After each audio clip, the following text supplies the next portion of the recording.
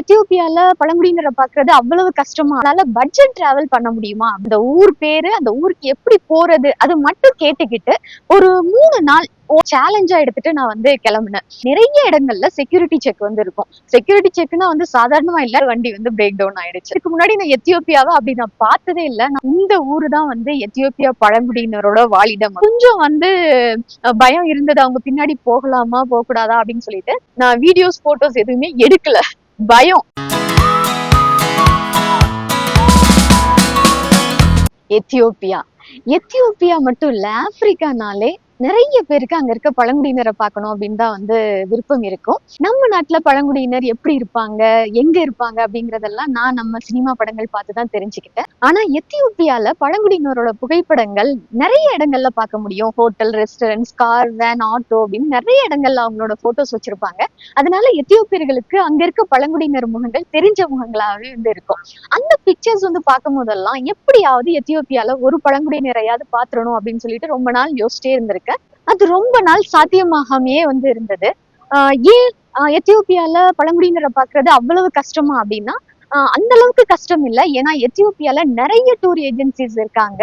அவங்கள்ட்ட போனாலே, அவங்கள கான்டாக்ட் பண்ணாலே நம்ம எங்க போகணுமோ அங்க கூட்டிட்டு போயிட்டு பத்திரமா கூட்டிட்டு வந்துருவாங்க. ஆனா டூர் ஏஜென்சி மூலமா நம்ம பழங்குடியினரை பார்க்க போனா நம்மளால பட்ஜெட் டிராவல் பண்ண முடியுமா அப்படின்னா அது கொஞ்சம் கேள்விக்குறிதான்.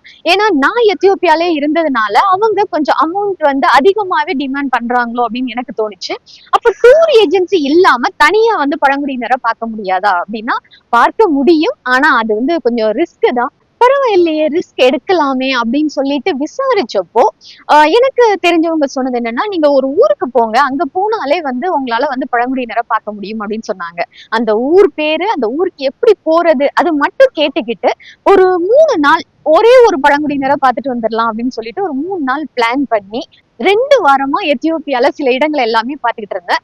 நான் போன இடங்கள், பார்த்த மக்கள், அவங்களோட கலாச்சாரங்கள் எல்லாமே இனி வர வீடியோஸ்ல நீங்க பார்க்கலாம்.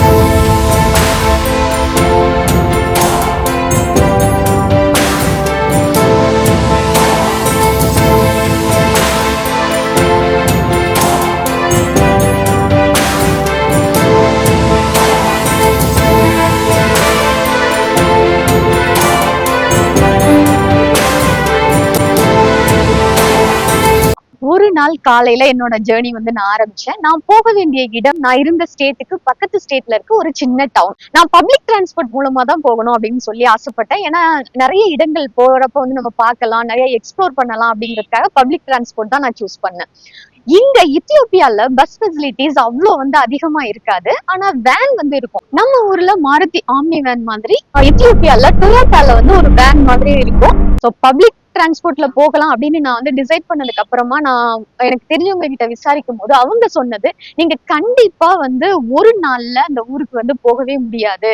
ஏன்னா நான் இருந்த ஊர்ல இருந்து இன்னும் 2 ஊர் மாறிதான் அந்த ஊருக்கு போகணும். அதனால உங்களால ஒரு நாள் போகவே முடியாது. நீங்க ஏதாவது ஒரு இடத்துல தங்கி இருந்து போகிற மாதிரிதான் இருக்கும் அப்படின்னு சொல்லி கன்ஃபார்மா சொன்னாங்க. ஆனா எனக்கு நம்ம எத்தியோப்பியால நிறைய இடங்கள் தெரியாது. போய் ஒரு இடத்துல புதுசா ஒரு இடத்துல போய் தங்கி அதுக்கப்புறம் பஸ் ஸ்டாண்ட் எங்கன்னு பார்த்து போறது எல்லாமே கொஞ்சம் கஷ்டம் அப்படின்னு நான் நினைச்சதுனால ஒரே நாள்ல போறதுக்கு முயற்சி பண்ணலாமேன்னு சொல்லிட்டு அதை ஒரு சேலஞ்சா எடுத்துட்டு நான் கிளம்புனேன்.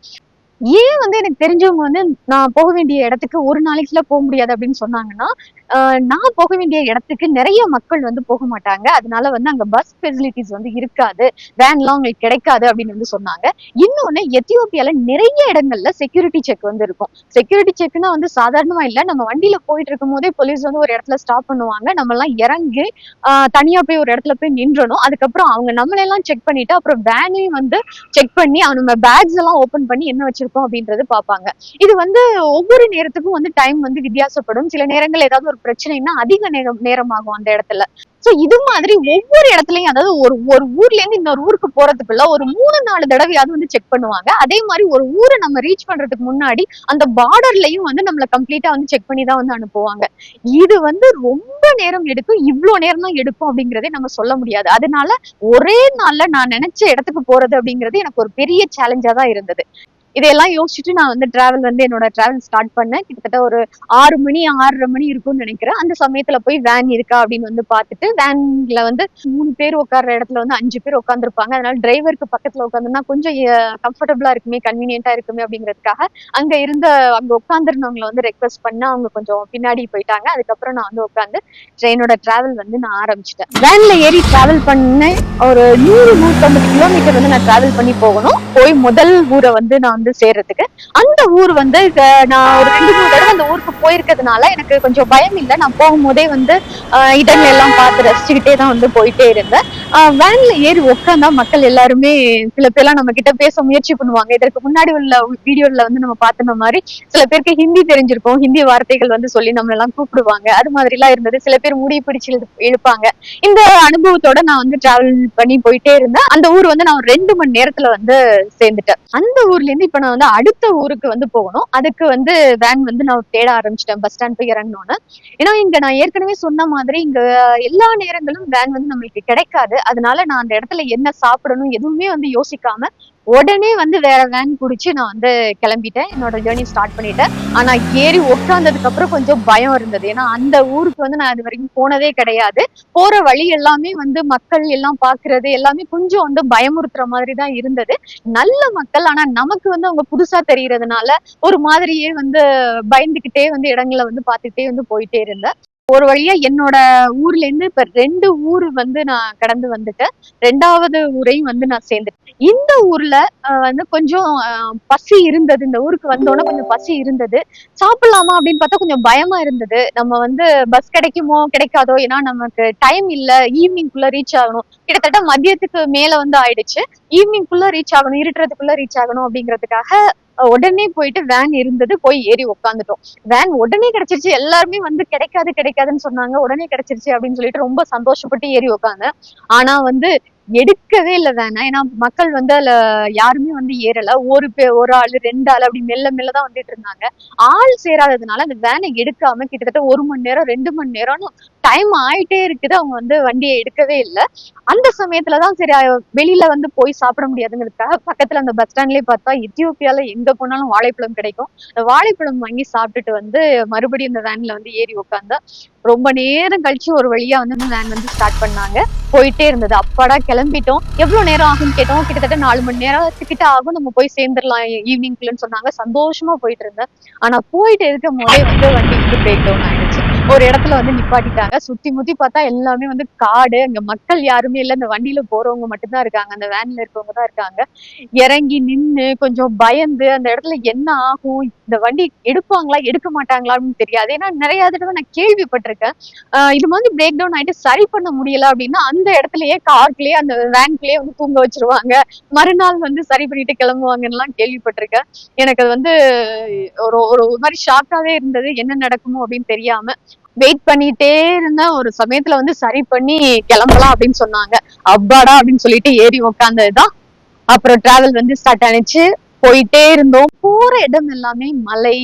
எங்க பார்த்தாலும் வந்து பசுமையாவே இருந்தது. இதுக்கு முன்னாடி நான் எத்தியோப்பியாவை அப்படி நான் பார்த்ததே இல்லை. நான் ஒரு டவுன், ஒரு வில்லேஜ் டவுன் மாதிரி இடத்துல இருந்ததுனால அங்க மக்களாகவும் கடைகளாகவுமே இருக்கும். ஆனா நான் அங்கேருந்து கிளம்புனதுக்கு அப்புறம் வழி எல்லாமே வந்து மலை, பசுமை, எங்க பார்த்தாலும் வந்து தோட்டம். அது மாதிரியே தான் எத்தியோப்பியா இருந்தது. முதல் அனுபவம் எனக்கு எத்தியோப்பியாவை நான் அது மாதிரி வந்து பார்த்தது. சோ ஒரு வழியா ஃபைனலா நான் வந்து சேர்ந்த இடம் ஜின்கா. இந்த ஊரு தான் வந்து எத்தியோப்பியா பழங்குடியினரோட வாழிடம் அப்படின்னு வந்து சொல்றாங்க. இந்த ஊர்லயும் நிறைய பழங்குடியினர் இருக்காங்க. இந்த ஊரை சுத்தி நிறைய ஊர்கள்ல ஒரு 20 கிலோமீட்டர், 50 கிலோமீட்டர், 100 கிலோமீட்டர் போனாலே நிறைய பழங்குடியினரை பார்க்க முடியும் அப்படின்னு வந்து சொன்னாங்க. இந்த ஜின்கா அப்படிங்கிற டவுன் தான் வந்து ஒரு மார்க்கெட் டவுன். இங்கதான் பழங்குடியினர் வந்து அவங்க விவசாயம் பண்ண பொருளையோ இல்ல மத்த பொருட்களையோ வந்து வித்துட்டு அவங்களுக்கு தேவையான பொருட்களை வந்து வாங்கிட்டு போவாங்க அப்படின்னு சொன்னாங்க. சோ இந்த ஜின்காவுக்கு வந்து ஒரு வழியா சேர்ந்தாச்சு. வந்து சேர்ந்தோடனே வந்து பயங்கர டயர்டு, ஒரு மாதிரி தலையெல்லாம் சுத்துற மாதிரி இருந்தது. கிட்டத்தட்ட 12 மணி நேரம் வந்து டிராவல் பண்ணியிருப்பேன் அப்படின்னு நினைக்கிறேன். பஸ் ஸ்டாண்ட்ல இறங்கினோடனே ஒரு டீ கடை மாதிரி ஒரு சின்ன இடம் இருந்தது. போய் அங்க இருந்த ஸ்டூல்ல வந்து உட்காந்துட்டேன். உட்கார்ந்துருக்கும் போதே 2-3 பேர் வந்து பேச ஆரம்பிச்சாங்க. நீங்க இடங்கள் சுத்தி பார்க்க வந்திருக்கீங்களா, நாங்க உங்களுக்கு உதவி பண்ணுவோம் அப்படின்னு வந்து சொன்னாங்க. அப்படியா அப்படின்னு கேட்டுட்டு முதல்ல தங்குறதுக்கு இடம் வேணும் அப்படின்னு சொன்னப்போ அவங்க வந்து பஸ் ஸ்டாண்டுக்கு பக்கத்துலயே ஒரு டூரிஸ்ட் ஹோட்டல் மாதிரி இருக்கு, அங்க நீங்க தங்கிக்கலாம் அப்படின்னு சொல்லிட்டு எங்க கூட வாங்க அப்படின்னாங்க. கொஞ்சம் வந்து பயம் இருந்தது. அவங்க பின்னாடி போகலாமா போகக்கூடாதா அப்படின்னு சொல்லிட்டு சரி போய் பார்க்கலாமே அப்படின்னு வந்து அவங்க கூடவே வந்து போனப்போ அவங்க வந்து ஒரு ஹோட்டல் வந்து கூட்டிட்டு போனாங்க. அந்த ஹோட்டல் போய் பார்த்ததுக்கு அப்புறம் கொஞ்சம் வந்து பயம் வந்து தெளிஞ்சுது. ஏன்னா அங்க நான் பார்த்த முகங்கள் நிறைய முகங்கள் வந்து டூரிஸ்ட் ஃபாரினர்ஸ் தான். அவங்களெல்லாம் பார்த்ததுக்கு அப்புறம் ஓகே இது வந்து டூரிஸ்ட் ஸ்பாட் மாதிரி தான் இருக்கு. நிறைய பேர் இங்க பார்க்க வருவாங்க போல அப்படின்னு சொல்லிட்டு ஒரு சின்ன வந்து ஒரு தெளிவு வந்தது. அதுக்கப்புறம் அந்த கைடு அப்படின்னு சொன்னவங்க கிட்ட எல்லாம் வந்து கொஞ்ச நேரம் பேசிட்டு இருந்தேன்.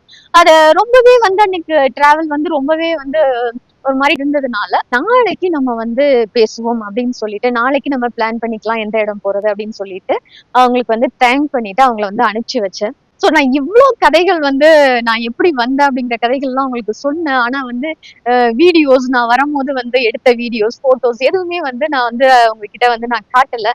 அதற்கு காரணம் என்னன்னா நான் வீடியோஸ் போட்டோஸ் எதுவுமே எடுக்கல. பயம். ஏன்னா இங்க இத்தியோப்பியால நான் உங்களுக்கு ஒரு வீடியோல அதை நான் தனியாவே வந்து போடுறேன். நம்ம வந்து வரும்போது ரொம்பவே வந்து நம்மளை பாதுகாத்துக்கணும். முதல்ல நம்மளோட பொருட்களை வந்து பாதுகாத்துக்கணும். அது ரொம்பவே வந்து முக்கியம். என்னோட போன் வந்து வெளியில எடுக்கிறதுக்கே எனக்கு வந்து பயமா இருந்தது. இது ஒரு காரணம். இன்னொரு காரணம் வந்து இத்தியோப்பியா மக்கள் வந்து நிறைய பேரு நான் வந்து பார்த்த வரைக்கும் சில இடங்கள்ல எல்லாமே அவங்கள வந்து போட்டோ எடுக்கிறதோ வீடியோஸ் எடுக்கிறதோ வந்து விரும்ப மாட்டாங்க. ஒரு தனி மனிதனையோ இல்ல ஒரு மக்கள் கூட்டத்தையோ நம்ம வந்து போட்டோ எடுக்கும் போது இல்ல வீடியோ எடுக்கும் போது ஏன் எங்களை வந்து எடுக்கிறீங்க அப்படின்னு கேட்டாங்கன்னா கூட வந்து ஓகே. ஆனா நம்ம ஒரு இடத்துல நின்னு அதாவது நான் இருந்த ஊர்லயே ஒரு ரோட்டையோ இல்ல வந்து அந்த ஊரையோ நான் வந்து வீடியோ எடுத்தனாலே எதுக்கு ஏன் ஊரை வந்து வீடியோ எடுக்கிற எதுக்கு என்னோட ரோட வந்து போட்டோ எடுக்கிற அப்படின்னு வந்து கேட்கிற மக்கள் வந்து நான் பார்த்திருக்கேன். இது எனக்கு ஒரு 2-3 தடவை இந்த அனுபவம் இருந்ததுனால யாரு என்ன சொல்லுவான்னு தெரியாது. சில பேர் சண்டை போடுவாங்க. அதனால நான் வந்து யாரையுமே வந்து தொந்தரவு பண்ணக்கூடாது. நம்ம யாரு எப்படின்னே தெரியாம வீடியோஸ் போட்டோஸ் எடுக்கக்கூடாதுன்னு சொல்லிட்டு நான் வரும்போதெல்லாம் வந்து எதையுமே வந்து நான் கேப்சர் பண்ணவே இல்லை. எதையுமே நான் வந்து வீடியோஸ் போட்டோஸ் எடுக்கல. என்னோட இந்த டிராவலோட முக்கியமான காரணம் நான் எத்தியோப்பியாவை பார்க்கணும். நான் எத்தியோப்பியாவை சுத்தி பார்க்கணும். எத்தியோப்பியா பழங்குடியினர் பார்க்கணும். அதற்கு அப்புறம் தான் எனக்கு வந்து இதை நான் யூடியூப்ல உங்களுக்கு காட்டணும் அப்படிங்கறது வந்து இருந்தது. முதல்ல என்னோட சேஃப்டியும் அங்க இருக்க மக்களுக்கு வந்து பிரைவசியும் வந்து முக்கியமா இருந்ததுனால நான் வந்து எந்த ஒரு வீடியோஸ் போட்டோஸும் நான் எடுக்கல. இனி போற இடங்கள்லயும் அவங்களோட நான் போற இடங்கள்ல இருக்க மக்கள்கிட்ட அனுமதி வாங்கிக்கிட்டு அவங்க வந்து எடுக்க சொன்னா மட்டும்தான் வந்து வீடியோஸ் வந்து நான் வந்து எடுப்பேன். அந்த வீடியோஸ் மட்டும்தான் உங்ககிட்ட நான் வந்து பகிர்ந்துக்க போறேன். ஆனா வந்து இந்த டிராவல்ல நிறைய சேலஞ்சஸ் இருக்கும்னு நினைக்கிறேன். நான் கைட்ஸ் கிட்ட பேசின வரைக்கும் அவங்க என்ன சொன்னாங்கன்னா நீங்க ஒரு பழங்குடியினரை பார்க்க வந்திருக்கீங்க. ஆனா நீங்க நிறைய பழங்குடியினரை வந்து இங்க பார்க்கலாம். நாங்க உங்களுக்கு வந்து உதவி பண்றோம் அப்படின்னு சொன்னாங்க. ஆனா நான் இன்னைக்கு ஃபுல்லா டிராவல் பண்ணிட்டு வந்ததுலயே எனக்கு வந்து தெரிஞ்சது இங்க வந்து சாப்பாடு நம்ம வந்து எப்படி வந்து சாப்பாடு கிடைக்கும் அப்படிங்கிறது தெரியல. பழங்குடியினரை பார்க்க போற இடங்கள் எல்லாம் டிரான்ஸ்போர்ட் ஃபெசிலிட்டி வந்து எப்படி இருக்கும் அப்படிங்கிறது வந்து தெரியல. தண்ணி கிடைக்குமா அப்படிங்கிறது வந்து தெரியல. நிறைய சேலஞ்சஸ் இருக்கட்டும். இதை எல்லாமே எதிர்கொள்ளலாம் அப்படின்னு சொல்லிட்டு நான் அடுத்த நாள் டிராவல வந்து எதிர்பார்த்துக்கிட்டு இருந்தேன். நான் தெய்வானை. இன்னைக்கு என்னோட வீடியோ பார்த்த உங்கள் அனைவருக்கும் நன்றி. வணக்கம்.